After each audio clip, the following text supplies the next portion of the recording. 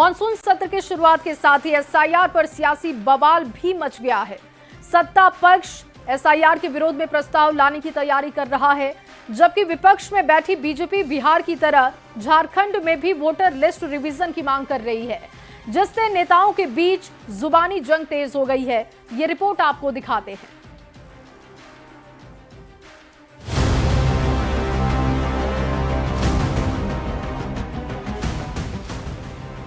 झारखंड विधानसभा में गुरुवार से मॉनसून सत्र की शुरुआत हो गई। पहले दिन शोक प्रस्ताव के बाद सदन की कार्यवाही सोमवार 11 बजे तक के लिए स्थगित कर दी गई।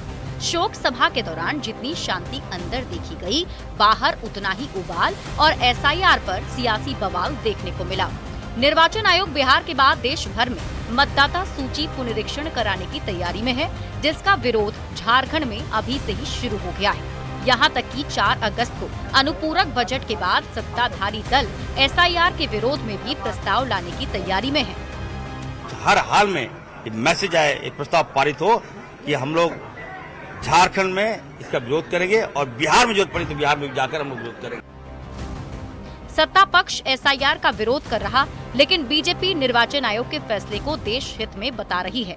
देशव्यापी स्तर वोटर लिस्ट रिवीजन की मांग कर रही इन सवालों का जवाब पूछ रही है कि क्या मरे हुए लोगों के नाम वोटर लिस्ट से नहीं हटने चाहिए?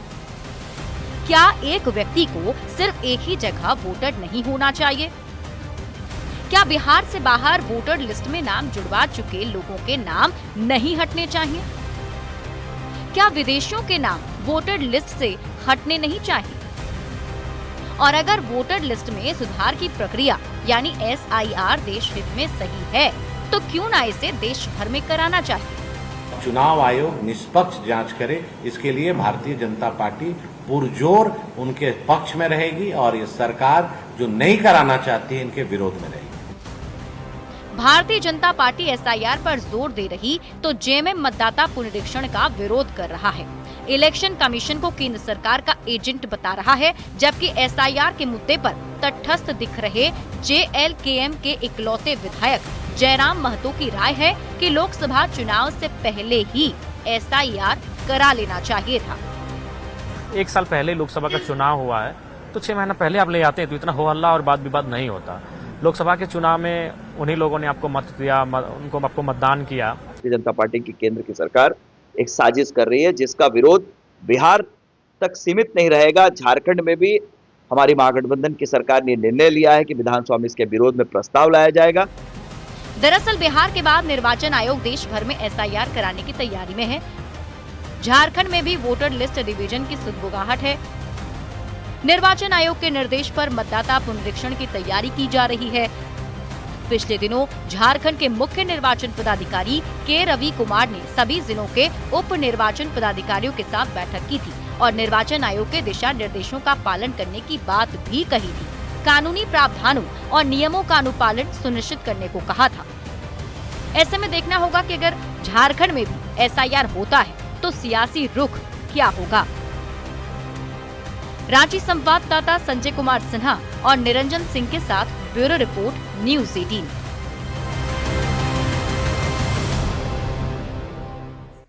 और चलिए रुख करते हैं अगली खबर की ओर। जमशेदपुर में एक अनोखा मामला सामने आया है, जिसमें शादी के बाद पत्नी पर ही धर्म बदलने का दबाव डालने के आरोप लगे। इस्लाम नहीं अपनाने पर जान से मारने की धमकी दी गई। केस दर्ज कर यशवंत ने सुरक्षा की गुहार लगाई है। आपको रिपोर्ट दिखाते हैं। पति पत्नी और धर्मांतरण का खेल। धर्म बदलो नहीं तो मार डालेंगे। धर्म परिवर्तन करने का दबाव बना रही पत्नी। जी हां, जमशेदपुर से एक हैरान करने वाला मामला सामने आया है, जहां एक युवक ने अपनी पत्नी पर जबरन धर्मांतरण करने का दबाव बनाने का आरोप लगाया है। साथ ही ऐसा नहीं करने पर जान से मारने की धमकी के आरोप भी लगाए गए हैं। सिद्धगोड़ा निवासी यशवंत कुमार ने अपनी पत्नी पर जबरन धर्मांतरण का आरोप लगाया। पीड़ित ने बताया कि 2021 में हिंदू रीति रिवाज से शीतला माता मंदिर में मुस्लिम लड़की से शादी की थी। शादी के बाद कुछ दिन ठीक चला, उसके बाद पत्नी लगातार पैसों की मांग करने लगी।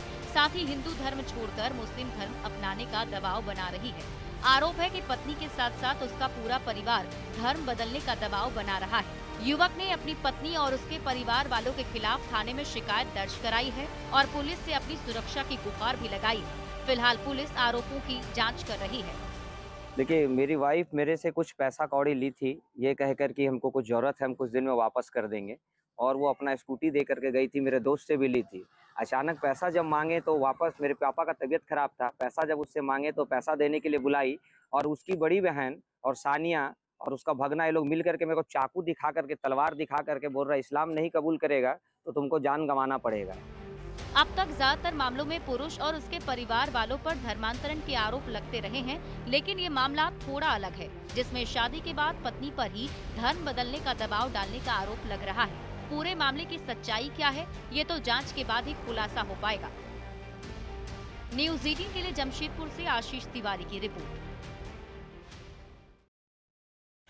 और वहीं बोकारो से लव जिहाद का एक ऐसा मामला सामने आया है जिसने सबको हैरान कर दिया है। जमील अख्तर नाम के मुस्लिम युवक पर 4 हिंदू लड़कियों से शादी रचाने का आरोप है, जो खुद को हिंदू बताकर लड़कियों को लव जिहाद की जाल में फंसाता था। किसने किया जमील अख्तर को बेनकाब और कैसे हुआ, इस पूरे मामले का खुलासा आपको दिखाते हैं।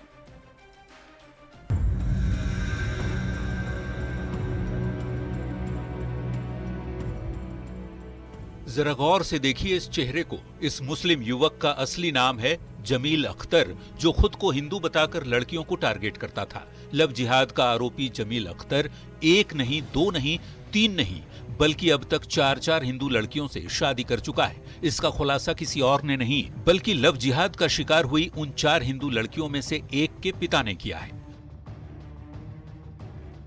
व्यवहार दिया वो भी ऐसा, लेकिन उनका टारगेट कुछ अलग था, हम लोग को पता नहीं था।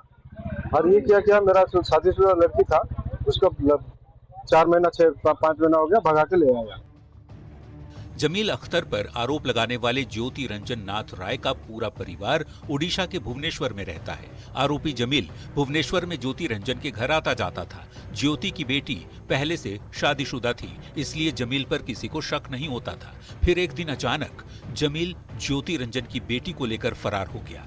लव जिहाद की जाल में फंसाकर बोकारो के सेक्टर 12 थाना क्षेत्र के लोहांचल इलाके में ले गया। खुद को हिंदू बताया और फर्जी आई कार्ड दिखाकर शशि भूषण के इस मकान में रहने लगा। मेरा बेटी शादीशुदा था, एक लड़का जमील अख्तर बोल के हमारा घर का आना जाना था उसका। तो हम लोग उसका मतलब क्या है, हम लोग तो आदमी है ना, हम वहाँ पे धर्म नहीं देखे, उसको बेटे जैसा व्यवहार दिया, वो भी ऐसा। लगभग 6 महीने से ज्योति रंजन नाथ राय अपनी गायब बेटी को तलाशते रहे। उन्होंने थाने में रिपोर्ट भी दर्ज करवाई। तभी एक दिन मोबाइल लोकेशन से पता चला कि जमील अख्तर लड़की को भगाकर बोकारो ले आया है। ज्योति रंजन नाथ राय ने बोकारो पुलिस से मदद ली। लोहांचल कोऑपरेटिव कॉलोनी के प्लॉट नंबर 161 में शशि भूषण के घर छापेमारी कर आरोपी जमील अख्तर को धर दबोचा गया। जमील का असली चेहरा बेनकाब करने में विश्व हिंदू परिषद के नेताओं और कार्यकर्ताओं ने भी ज्योति रंजन की पूरी मदद की। उन्होंने जो अपना रूम लिया है उसमें हिंदू आईडी दी, तो हिंदू पहचान के साथ यहाँ पे रह रहा था, तो ये निश्चित ही लव जिहाद का मामला है। और लड़की के घर वालों से जब बात हुई है तो ये पता चला कि उसकी 4थी शादी, इससे पूर्व वो 3 शादी कर चुका है। जमील की असली सच्चाई सामने आने के बाद चारों तरफ भीड़ लग गई। 4 हिंदू लड़कियों से शादी रचाने की बात सुनकर सब लोग हक्के बक्के रह गए। फिलहाल मामला थाने तक पहुंच गया है। देखना होगा पूछताछ और पुलिस की कार्रवाई के बाद जमील अख्तर पर लगे आरोपों की क्या सच्चाई सामने निकल कर आती है। बोकारो संवाददाता मृत्युंजय कुमार के साथ ब्यूरो रिपोर्ट, न्यूज़ 18।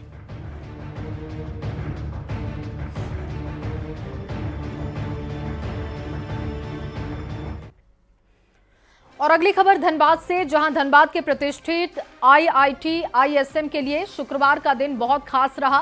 संस्थान के 45वें दीक्षांत समारोह में राष्ट्रपति द्रौपदी मुर्मू शामिल हुई और उनके साथ केंद्रीय शिक्षा मंत्री धर्मेंद्र प्रधान, राज्यपाल संतोष कुमार गंगवार और मंत्री सुदिव्य कुमार सोनू भी मौजूद रहे। IIT ISM के लोअर ग्राउंड में दीक्षांत समारोह का आयोजन किया गया था, जिसमें राष्ट्रपति ने पास आउट छात्र छात्राओं को मेडल और डिग्रियां प्रदान की। 1250 विद्यार्थियों को इस बार सम्मानित किया गया है। राष्ट्रपति ने संस्थान के पास पास आउट विद्यार्थियों को प्रोत्साहित भी किया। राष्ट्रपति के हाथों सम्मान पाने वाले विद्यार्थी काफी उत्साहित दिखे। कार्यक्रम के दौरान कड़ी सुरक्षा व्यवस्था भी रही। विकास यात्रा में कोई भी व्यक्ति पीछे नहीं छूटना चाहिए। देश के संपूर्ण विकास में IIT, ISM की भी महत्वपूर्ण भूमिका है। उत्कृष्ट इंजीनियर और शोधकर्ता तैयार करने के साथ साथ करुणामय, संवेदनशील और उद्देश्यपूर्ण प्रोफेशनल का निर्माण भी इस संस्थान को करना है। और उन्होंने जो हमें संबोधित किया, उन्होंने भी महिलाओं की बहुत बात की, उनको आगे बढ़ाने की बात की, तो वो भी सुनकर हमें बहुत अच्छा लगा। क्या आगे लक्ष्य क्या रखते हैं? आगे फिलहाल तो मुझे नौकरी करनी है, फिर उसके बाद देश की सेवा में ज़रूर कुछ करना है। फिर जो हमारे प्रोफेसर्स और फ्रेंड्स सब ने हम जो गाइड किया, तो वो एंड उसके चलते ये 2 साल हमारे बहुत अच्छे हुए एंड हम अभी बोल सकते हैं कि हम आगे थोड़ा सक्सेसफुल बनेंगे। उनका बात सुन के जो समझ में आया, उनके अच्छे वर्ड सुन के जो समझ में आया कि एक प्रोत्साहन का मौका मिला। एंड हम चाहते हैं कि आप बस आगे उन्हीं के बातों को फॉलो करके और अच्छा करें लाइफ में, देश के लिए। और चलिए इसी खबर के साथ इस बुलेटिन में